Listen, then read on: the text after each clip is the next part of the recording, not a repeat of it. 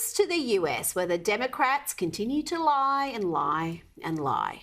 And one of their favourite enduring lies is the completely false claim that Donald Trump called white supremacists and Nazis very fine people. Yes, the fine people hoax, which has been debunked even by a couple of left-wing outlets, was trotted out repeatedly by the Biden camp during the election campaign. And they were at it again this week. So let's hear from the White House press secretary and then what the former president actually said. As he refused to condemn white supremacists and militia groups.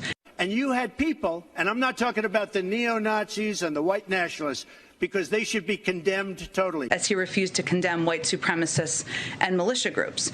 Racism is evil, and those who cause violence in its name are criminals and thugs, including the KKK, neo-Nazis, white supremacists, and other hate groups that are repugnant to everything we hold dear as Americans.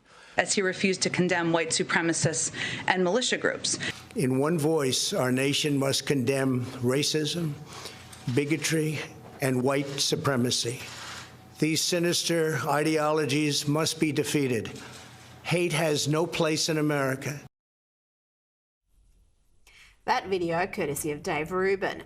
What Trump said was that there were very fine people on both sides of the statue debate when people were wanting to tear down Confederate statues and others opposed them.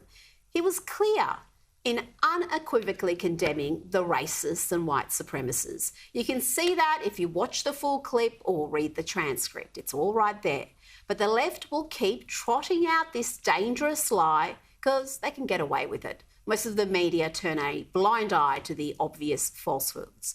And Trump was absolutely right about the campaign to tear down statues. He said it would not stop with Confederate generals, that eventually the same mobs would want to tear down George Washington and Thomas Jefferson because they owned slaves. Trump was mocked for making that suggestion. Number of outlets, Washington Post and NBC among them, were assuring the public that statues of George Washington and Thomas Jefferson aren't next, as President Trump suggested. Well, guess what?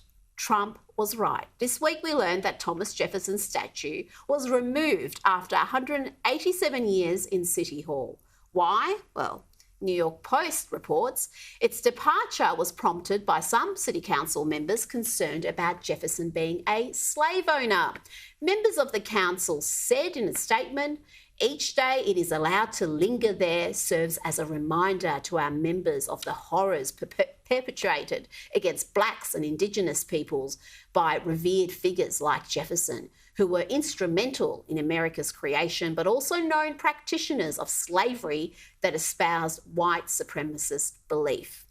Yep, Trump called it, and he has been proven right again.